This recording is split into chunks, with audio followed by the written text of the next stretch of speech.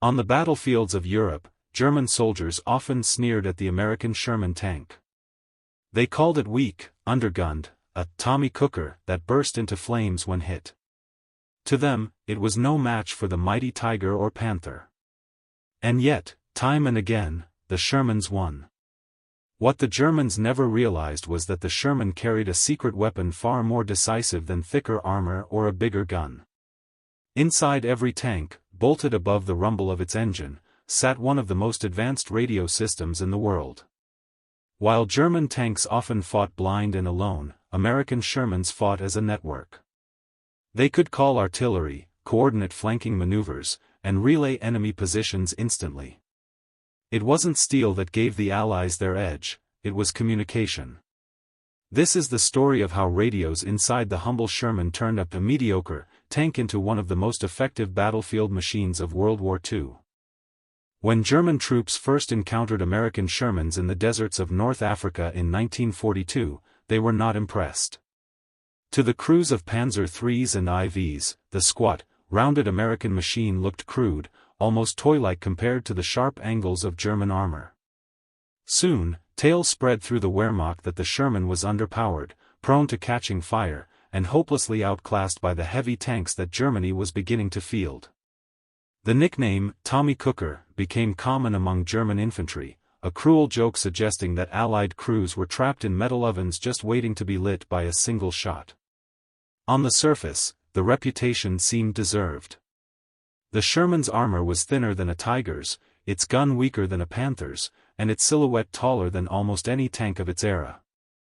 In a one-on-one duel, the Sherman rarely came out on top.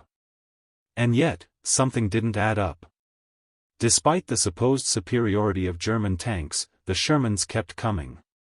Convoys of them rolled off ships into North Africa, then Sicily, then Italy, and finally onto the beaches of Normandy.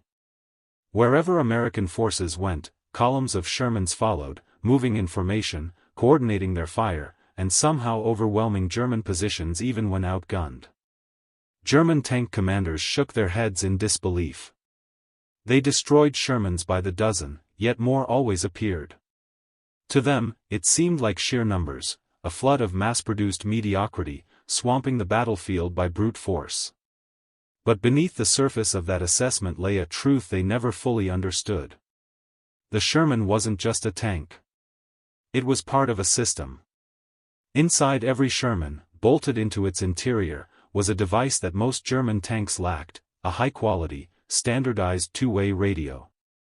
To a crew huddled inside their steel box, the radio was as important as the gun or the engine. It gave them the ability to speak not just to each other, but to neighboring tanks, to infantry commanders, and to artillery units miles away. For the first time in military history, an entire armored force could think, move, and act as one body, reacting in real time to the chaos of battle. German crews rarely appreciated what this meant, because their own experience of radio communication was patchy at best. Many of their tanks were built with only a receiver, meaning they could listen to orders from their commanders but not talk back. Others had no radios at all, relying instead on colored flags, hand signals, or messengers sprinting between vehicles. The difference was invisible to the eye but enormous in practice. A German tank platoon often functioned like a series of individual gladiators, each crew fighting their own fight, trying to guess the intentions of their comrades. An American tank platoon, by contrast, fought like a team sport, voices bouncing back and forth over the airwaves, coordinating movements, calling for covering fire, and relaying the enemy's positions instantly. If one Sherman spotted a hidden anti-tank gun, every Sherman nearby knew about it seconds later.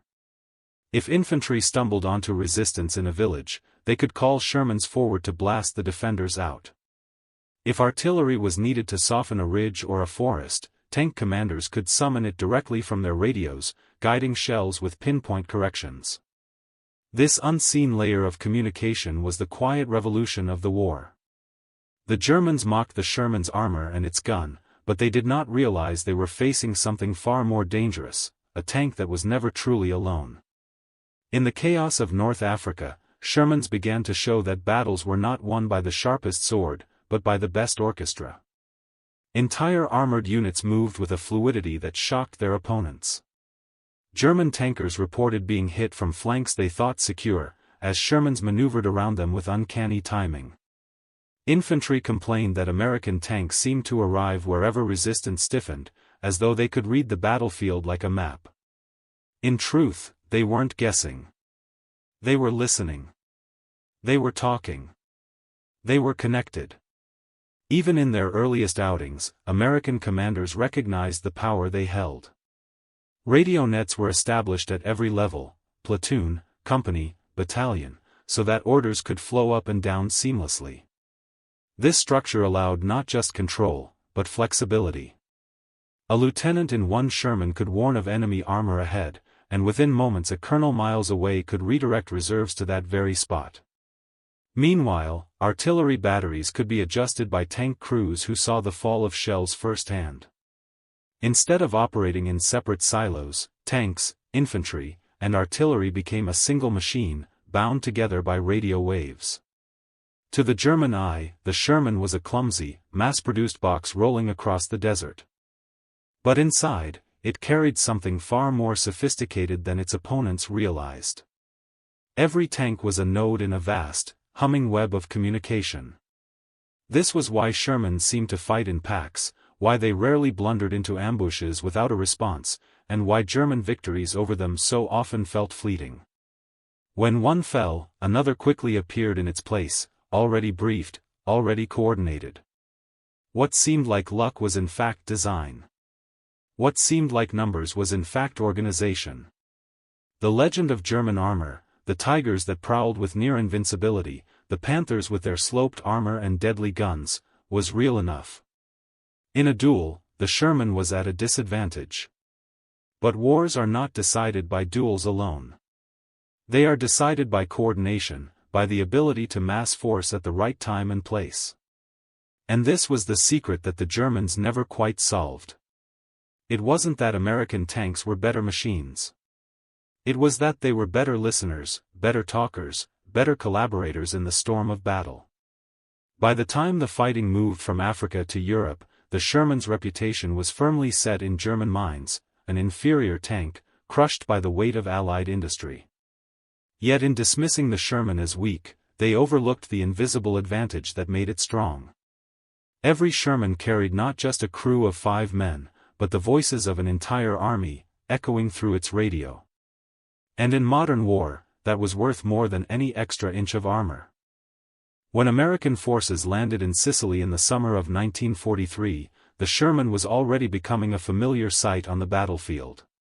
The Germans had fought it in the deserts of North Africa and dismissed it as an unremarkable machine, useful only because there seemed to be so many of them. Yet in the hills and valleys of Italy, something began to unsettle German commanders. Again and again, their ambushes failed to yield the decisive results they expected. Anti-tank guns would fire, knocking out a lead Sherman, but within minutes, the rest of the column would maneuver as if they had rehearsed it. Tanks fanned out into cover, infantry advanced with uncanny timing, and artillery landed on German positions before they could relocate. To the German eye, it felt as though the Americans always had a script, as though chaos never touched them.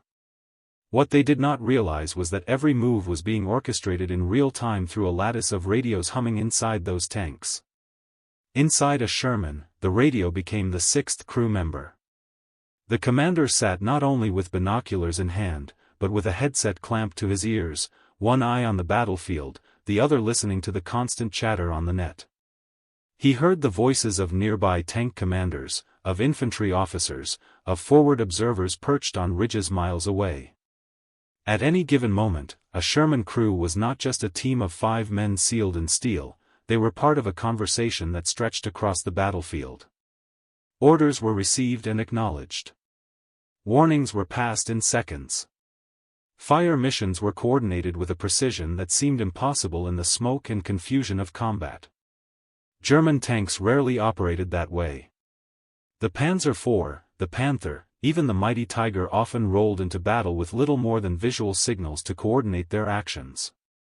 Some commanders had radios, but most line tanks carried only receivers, which meant they could hear orders from above but could not send their own warnings or observations. If an anti-tank gun opened fire from a hidden hedgerow, the crew that spotted it first might not be able to alert anyone else before they were destroyed. If a Tiger advanced into a kill zone, there was often no quick way to pull it back or coordinate a response without halting and relaying orders the old-fashioned way, through messengers or hand gestures. The difference between hearing one voice and hearing dozens was the difference between isolation and cohesion. The impact became starkly visible in Italy's rolling countryside. German defenders positioned themselves to exploit terrain, aiming to channel American armor into choke points. But once the first shots were fired, the Americans adapted faster than anyone expected. One platoon could call for artillery within seconds, blanketing a ridge with high explosives while another platoon maneuvered to flank the enemy. Infantry pinned down in a village could summon Sherman support directly, the tanks adjusting their fire based on shouted coordinates relayed over the radio. Even air power could be brought into the conversation, with forward observers tying everything together into a single, fluid response. The Germans had spent years perfecting the art of tactical surprise, but now they were facing an opponent who reacted with speed and flexibility they could not match. Veterans recalled the strange sense of fighting an enemy who was never truly caught off guard. At Salerno, German panzer divisions tried to smash the beachhead with concentrated attacks. They expected confusion, the kind of chaos that had broken other armies before. Instead, they found American units that absorbed the blow, shifted, and counterattacked with uncanny timing. Shermans advanced in pairs and trios, covering each other, their fire coordinated to suppress threats before they could claim more victims. German tankers fired back, often destroying individual Shermans, but the fight never seemed to collapse into panic. For every tank that brewed up in flames, two more appeared on the flank, guided by voices on the radio that turned the fog of war into something far clearer. Even when American equipment faltered, the radios remained decisive. The Sherman's armor could be pierced by most German guns, and its 75mm cannon struggled against the thick hide of Panthers and Tigers. Yet the crews did not need to rely on their own firepower alone. When confronted by superior tanks, Shermans could fall back while calling in artillery strikes or even air support. A single voice over the radio could summon dozens of guns or squadrons of fighter bombers to smash the enemy. For German crews, it was bewildering. They might win the duel in front of them, only to be annihilated moments later by forces they had never seen. To them, it looked like American luck. In reality, it was American communication. The radios also bred a culture of confidence within American units. Tank commanders could speak directly to their superiors, knowing they were not abandoned on the battlefield. Infantry squads felt reassured when they saw Shermans nearby, because those tanks could call down supporting firepower far beyond what a platoon on foot could muster. Even small skirmishes often turned into orchestrated displays of combined arms, with tanks, infantry, artillery, and sometimes aircraft all converging on a single point because the radios made it possible. War was no longer a matter of isolated actions but of networks Germany could not replicate at the same scale. As the fighting pushed north through Italy and toward France, this invisible advantage only grew. By the time Shermans rolled off the landing craft at Normandy in 1944, they were no longer just machines of war. They were the beating heart of a system that bound together every element of American power on the battlefield. German commanders who saw the endless convoys of Shermans rolling inland still believed they faced nothing but mass production.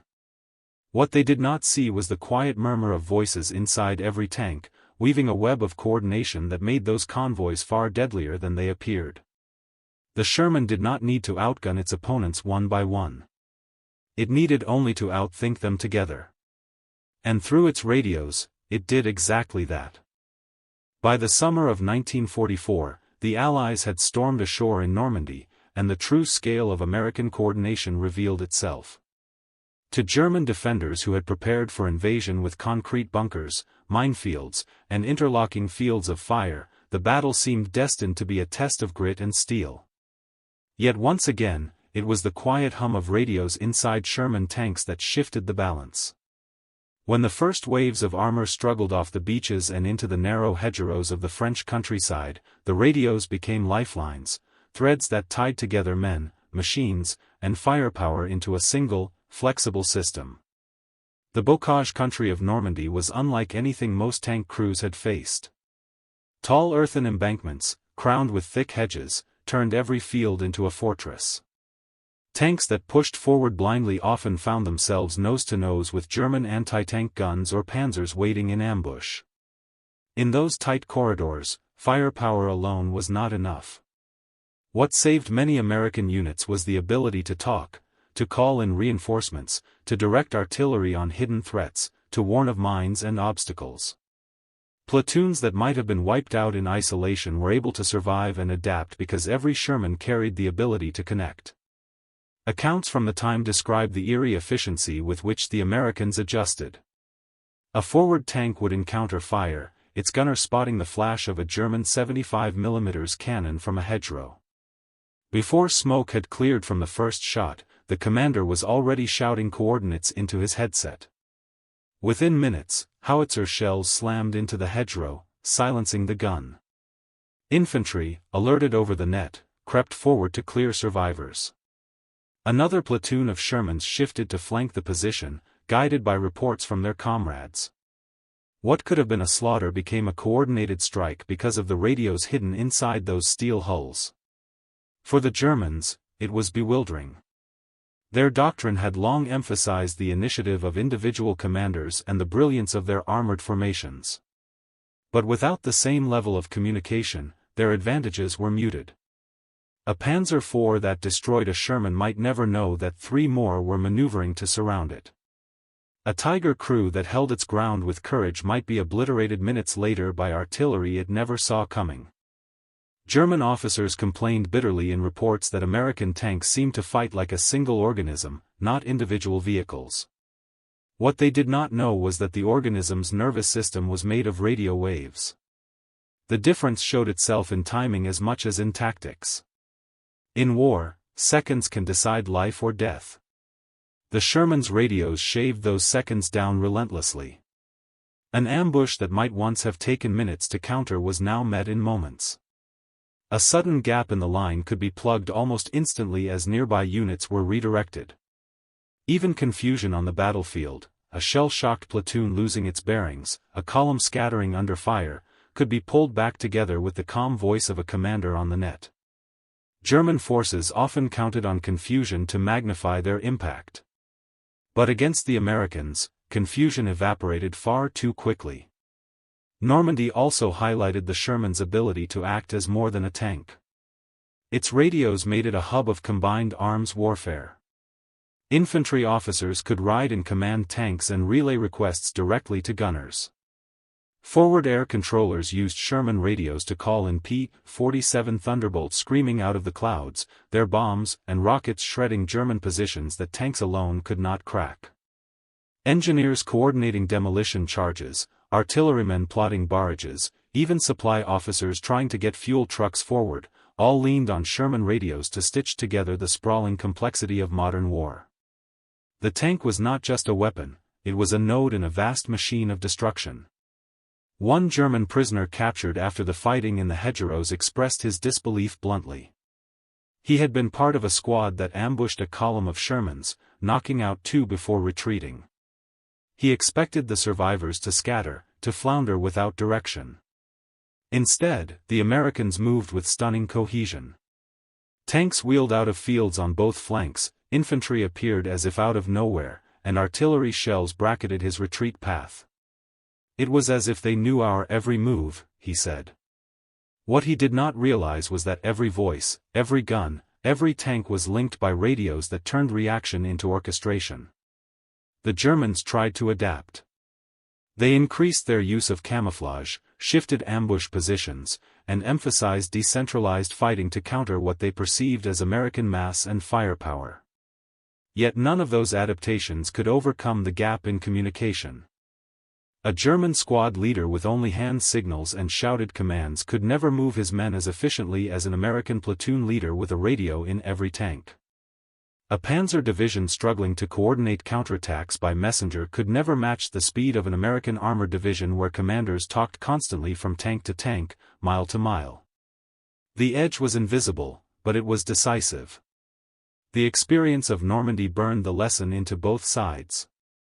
For the Americans, it proved that radios were not a luxury but the foundation of their battlefield dominance. For the Germans, it remained a mystery, an unseen advantage that left them frustrated and bewildered. They saw Shermans as vulnerable, their armor thin, their guns mediocre compared to Panthers and Tigers. Yet somehow, again and again, the Americans managed to outmaneuver them, to blunt their attacks, to call down devastating support at the exact moment it was needed. Normandy was supposed to be the proving ground where German steel held back the tide of Allied invasion. Instead, it became the place where the hidden strength of the Sherman was revealed in full.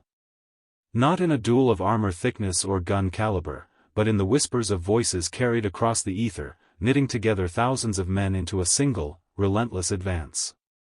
The tanks that German crews had dismissed as inferior revealed themselves to be the beating heart of a system that was impossible to match. And as the Allies broke out of the bocage and surged toward Paris, it became clear that the war was no longer just about firepower. It was about who could talk the fastest, and who could turn that talk into action. As the war pressed deeper into Germany in late 1944 and early 1945, the tempo of operations shifted into something that the Wehrmacht could neither anticipate nor match. What stunned German officers was not simply the weight of American numbers, the endless streams of tanks, trucks, and aircraft pouring across the Rhine, but the speed at which those forces moved and adapted. At the heart of this velocity was the Sherman tank and its radio, quietly turning the chaos of the battlefield into a web of coordination. The Ardennes offensive, the Battle of the Bulge, illustrated the contrast in stark relief. In the opening days, German armor surged through the snowbound forests, knocking American units off balance. Communications for the Wehrmacht were tenuous at best, relying on couriers, wire lines easily cut, and scattered radios that often could not maintain contact in the dense terrain. A German tank company might wait hours for word from division headquarters, or worse, act blindly, unsure of what lay ahead. American tank crews, by contrast, could pivot in minutes. A Sherman commander on the edge of a village could radio artillery fire within moments of contact, then warn nearby units of the threat, pulling together a defense before the Germans even realized they had been spotted. Veterans recalled how this difference played out in snow-choked villages like Bastogne. German tanks would appear suddenly, their engines echoing down icy streets, and begin blasting away at roadblocks. For a few tense minutes, the advantage seemed theirs. But then, almost as if summoned by instinct, American artillery landed with precision, anti-tank guns swung into position, and Shermans rolled up from side streets to engage.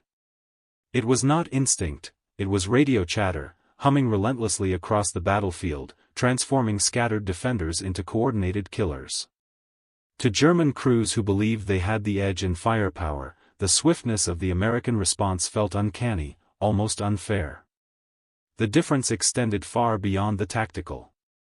At the operational level, American armored divisions moved like flowing rivers, their routes constantly adjusted through a lattice of radio updates. Commanders didn't need to wait for written reports or messengers. They listened to the live pulse of the battlefield, making decisions in real time. The Germans, hamstrung by slower methods of communication, found themselves perpetually outmaneuvered. By the time orders trickled down to a panzer regiment, the situation had already shifted. A crossroads thought to be lightly defended might already bristle with Shermans. A bridge scheduled for capture might already be blown by engineers forewarned over the radio. It wasn't magic, it was speed, and the radios gave the Americans a kind of temporal advantage that compounded with every engagement. As the Allies advanced into the heart of Germany, the psychological weight of this unseen advantage grew heavier. German tankers who engaged Shermans in ambush often found themselves flanked minutes later. Infantry companies who thought they had surprised an American patrol soon endured withering barrages called down before their attack could gain momentum. Survivors described the frustration of fighting an enemy who seemed to react faster than humanly possible, who always seemed to have reserves moving in the right direction at the right time. In truth, those reserves were not conjured from nowhere. They were guided by the invisible threads of radio calls bouncing between vehicles, artillery batteries, headquarters, and aircraft overhead. Even air power was woven seamlessly into the web. On the rolling plains of Germany, forward observers often rode in Shermans, their radios tuned not just to the tank net but to air support. A German convoy spotted on a country road could be reported instantly, and within half an hour, P-47 Thunderbolts would descend to strafe and bomb it. To the Germans, this linkage of ground and air felt overwhelming. One moment they faced tanks, the next they were blasted from above. But again, it was not chance. The radios inside the Shermans were the bridge between the ground fight and the sky. Every tank thus became an eye, an ear, and a voice of the larger war machine. The Germans had radios of their own, of course, but not in such ubiquity. A panzer battalion might carry only a handful of sets, and those were often reserved for command tanks. Many vehicles had no means of contacting one another beyond signal flags or runners on motorcycles. This meant that even brilliantly designed machines like the Panther or Tiger operated in partial silence, their crews isolated, their actions disjointed. They might fight with technical superiority, but they rarely fought as part of a synchronized whole. In contrast, the humble Sherman, derided for its thinner armor and lighter gun, was rarely alone. Each one was a node in a living network. Reports from German officers taken prisoner late in the war reveal their growing despair at this imbalance. One colonel lamented that his men fought blind, while the Americans spoke to one another as if the battlefield were a parlor.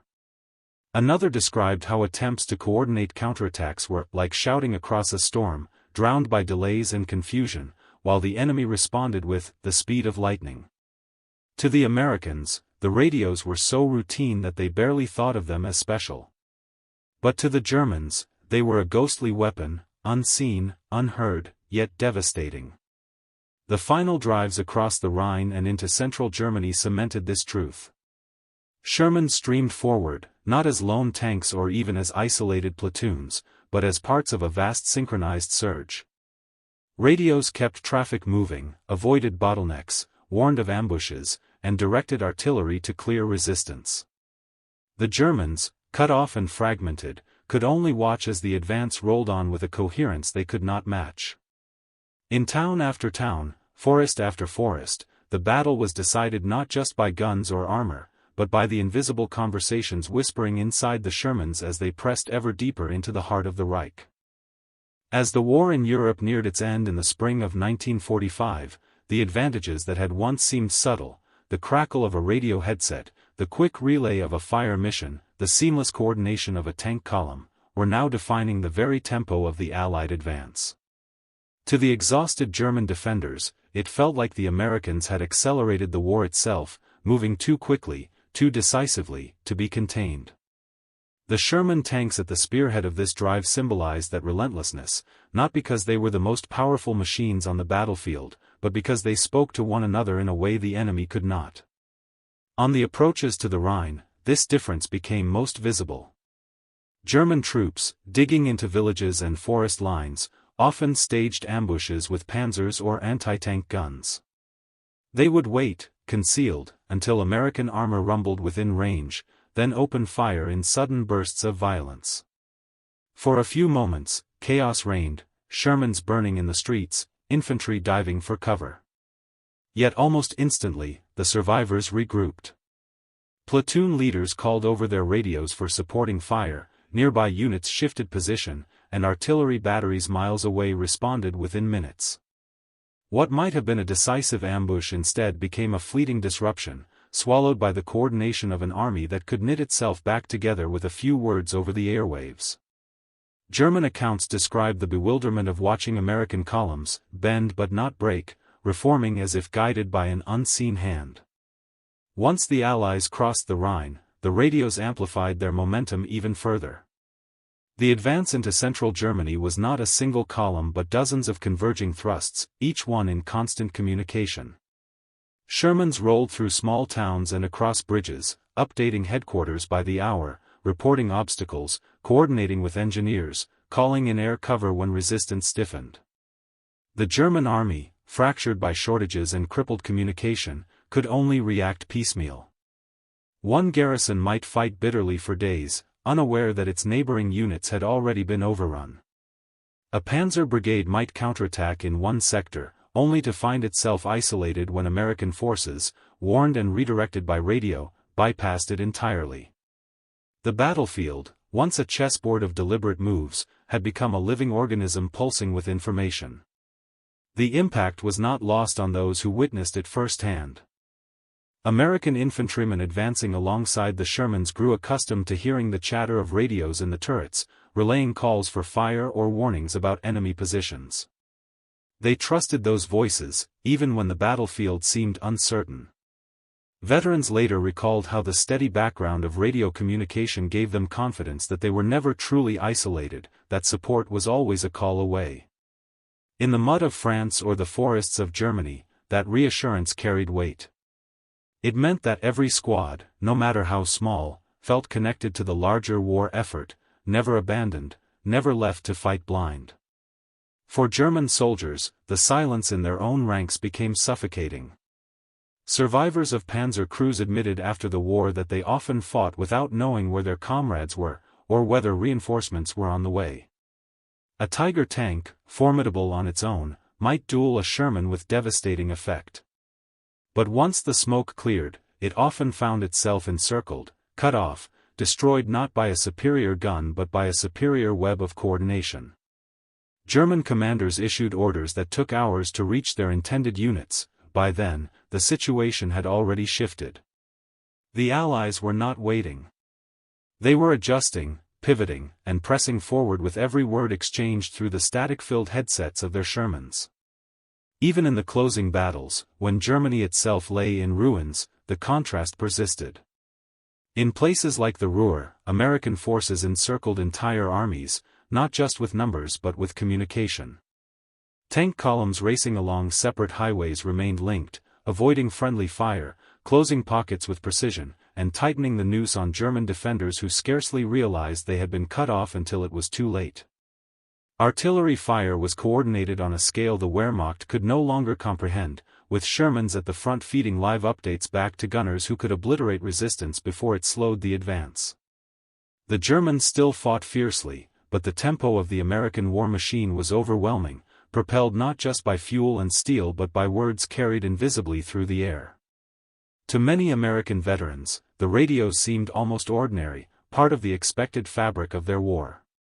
Few thought of them as revolutionary in the moment, they simply worked, and that reliability made them invisible. Yet when they spoke with German prisoners, the astonishment was clear. Captured officers often asked how the Americans had managed to respond so quickly, how they coordinated artillery and tanks with such speed, how their units never seemed to stumble into each other in confusion. The answer was always the same: the radios in the Shermans, the constant hum of coordination, the invisible lattice that held the battlefield together.